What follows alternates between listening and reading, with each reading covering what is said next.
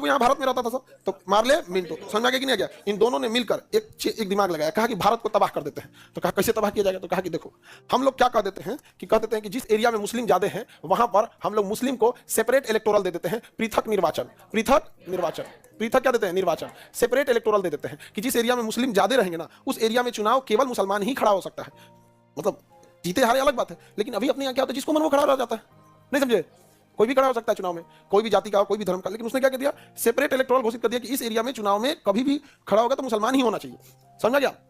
जबकि fix electoral नहीं होना चाहिए, इस टाइप का फिक्स सेपरेट इलेक्टोरल नहीं होना चाहिए। आज भी हमारे यहाँ सेपरेट इलेक्टोरल है, लेकिन फिक्स नहीं है। जैसे कोई एरिया है तो 10 साल 15 साल बाद उस एरिया को एक बार के लिए महिलाओं के लिए रिजर्व कर दिया जाता है कि इस बार केवल महिला उठेगी, लेकिन हर साल ऐसा नहीं होता। तो भारत में क्या है कि जब तक पुरुष को उठना है तो उठेगा, और जब महिला का होगा ना तो अपनी पत्नी को उठा के फिर उसका फिर चुनाव लड़ेगा। और महिला लोग, आप लोग अधिकार खाली मांगती हैं, लोग हमको अधिकार मिला तो है मुखिया का, उठा के दे दिए सब पति को, भाई कोई सब में समझे में नहीं आता। आप लोग भी तो खुद सोचिए, हाँ? महिला लोग को ऐसे महिला को मांगा तो वोट नहीं देगा।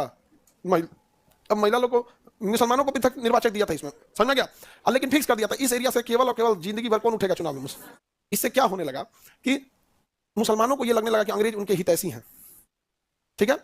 और अंग्रेजों ने मुसलमानों को कहा कि तुम कुछ भी करो हम तुम्हारे साथ हैं। अब मुस्लिम बहुल एरिया दूसरा वही चुनाव लड़ेगा, ये लड़ेगा दुनिया भर का यहाँ पर। उसके बाद इसने ही मिंटो जो ना चट्टा है मिंटो, इसने ना चालू करा दिया मुस्लिम लीग।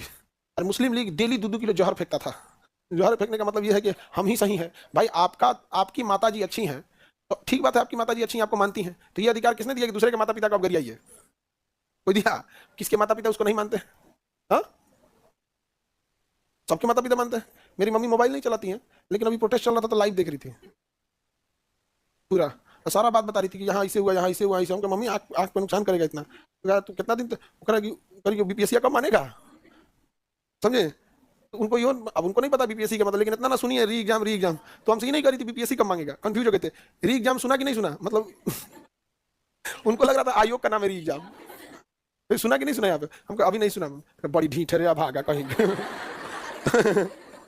वो ना दिख रहा है इतना लड़का लड़की से परेशान हो रहा है, काहे ऐसा करा? घर लड़का नहीं है सब कहा